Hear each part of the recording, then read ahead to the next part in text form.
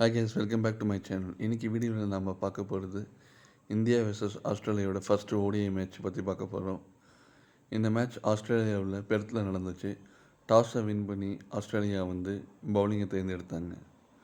So இந்தியாவோட பர்ஃபார்மன்ஸ், என்னப்பா இந்தியா இப்படி பண்ணிட்டீங்களே அப்படின்னு இந்தியன் ரசிகர்கள் கேட்குற மாதிரி தான் இந்தியாவோட பர்ஃபார்மன்ஸ் இன்றைக்கி இருந்துச்சு. விண்ணை முற்ற அளவுக்கு ஒரு எக்ஸ்பெக்டேஷன். 6 மாதத்துக்கு அப்புறம் விராட் கோலி, ரோஹித் சர்மா விளையாடுறாங்க இந்தியன் டீமுக்காக அப்படின்னு ஒரு பயங்கர எக்ஸ்பெக்டேஷன் ரசிகர் மத்தியில் நிலவுச்சு.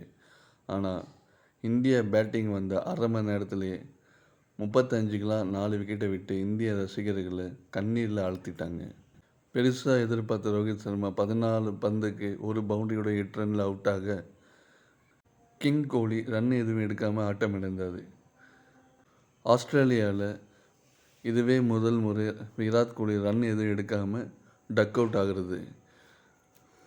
மழை குறுக்கிட்டதுனால ஓவரை 35 ஓவராக மாற்றினாங்க. மீண்டும் மழை குறுக்கிட்டதுனால 26ஆக மாற்றினாங்க. ஸோ இந்திய அணி 26 ஓவருக்கு 136 ரன் எடுத்து 9 விக்கெட் இழந்திருந்தாங்க. இந்திய அணியில் அதிகபட்சமாக KL ராகுல் மட்டும் 31 பந்துக்கு 2 பவுண்டரி 2 சிக்ஸுடன் 38 ரன் எடுத்திருந்தார்.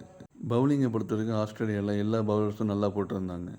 இதைத் தொடர்ந்து ஆட ஆஸ்திரேலிய அணிக்கு DLS மெத்தட் படி மேலும் 5 ரன்னு குறைச்சி 26 ஓவருக்கு 131 ரன் எடுத்தால் வின்னு அப்படின்னு டார்கெட் ஃபிக்ஸ் பண்ணியிருந்தாங்க. ஆஸ்திரேலிய அணி அதிரடியாக விளையாண்டு 21.1 ஓவருக்கு 131 ரன் எடுத்து 3 விக்கெட்டை இழந்து 7 விக்கெட் வித்தியாசத்தில் அபார வெற்றி பெற்றிருந்தது. ஆஸ்திரேலிய அணியின் அதிகபட்சமாக கேப்டன் மார்ஷ் 52 பந்துக்கு 2 பவுண்டரி 3 சிக்ஸுடன் 46 ரன் எடுத்து நாட் அவுட்டாக களத்தில் இருந்தார்.